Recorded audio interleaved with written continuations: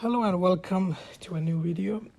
Today's video is about iOS 15.2 RC. RC stands for Release Candidate.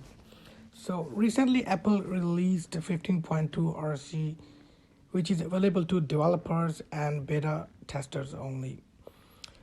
So anytime you go from beta to a public version, you are going to have to reinstall the entire OS, and it's pretty big install. It's around 5 GB depending on the phone, which phone you're downloading at, and 5.27 on iPhone 13 or 13 Pro.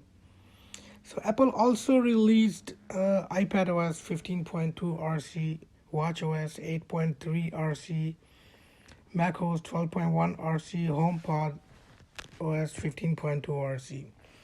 So today we're going to talk about a few features about this new release. I'm not going to go through all the features because once the final version comes out, and that way it will be the duplicate of that same video. So I'll just touch a few basic features in this 15.2 RC.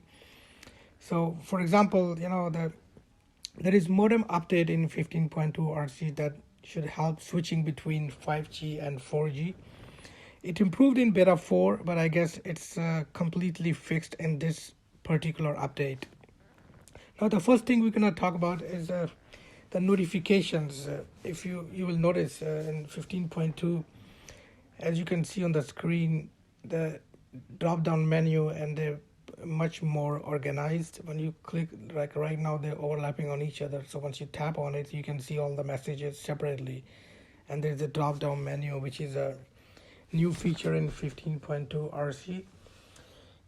And the next thing, if you go to music, and in music you can see here, first of all there is a search bar here. That's a new feature. You can search for your playlist, and you can also use Siri to activate music. That option is only available if you want to subscribe it. So as you can see on the screen, it says play anything with Siri only for $4.99 per month. So let's say if you have a HomePod, and you can use Siri to play any of your playlists, by just saying, hey Siri, play that song, your favorite song, and whatever. But you can only use that feature if you are willing to pay $4.99 per month, as you can see on the screen, to use that feature.